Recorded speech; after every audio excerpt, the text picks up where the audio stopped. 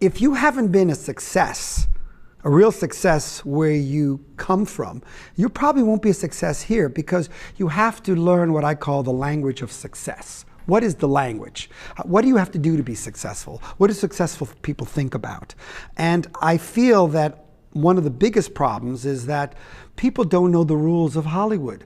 And if you're going to play a game, baseball, football, any game, the first thing you learn is the rules. And people don't seem to know the rules.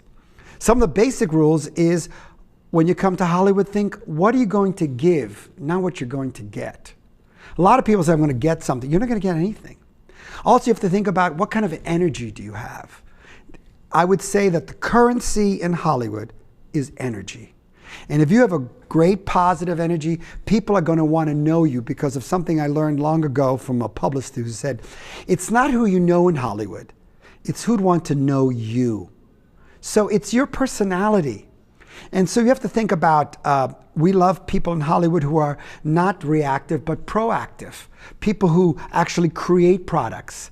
People who ask for help.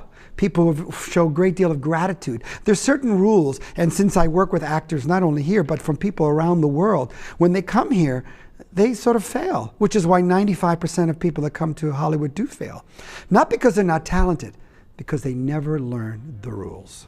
And the other thing that I thought was kind of interesting about what you're saying too is that who wants to know you, because right. I think it's a business that even if they did come here where they were very optimistic right. and they came here like a shiny new penny, right. after a while they're going to look kind of dirty and right. downtrodden because there's so much rejection along right. the way. Right. And even with skills, and even if you right. came with those, part of what you're writing about too, that optimism, that willingness, I wonder, I guess my question is, how do they retain that if they actually did come here, not ready to fail, but with some of those life skills that you're talking about? Probably not all of them, right, but some of them. I would say that the fastest way for you to achieve your success is to be around people who are exactly like you, who are positive, optimistic, and doing more than you. And the quickest way to fail is to be around people who don't see your vision at all, who are people who are like complaining. Because the two most revolutionary things in the world, if you want to be a revolutionary, the first thing is you have to be optimistic, because only revolutionaries are optimistic. In a world like today, still believing, an optimist is not somebody who's positive. An optimist is someone who's positive, where everyone else in the same situation would be negative. And the second most revolutionary thing in the world to do, that's for anyone, is to pursue a dream. Because we're told that dreams are not likely, possible, silly, stupid. And usually when people come from, when I talked to Brad Pitt said he didn't tell anybody about that he was coming here because he thought everybody would make fun of him. I mean, that's the way you know you got a good idea. Everybody thinks it's bad. When everybody thinks it's bad, that's it.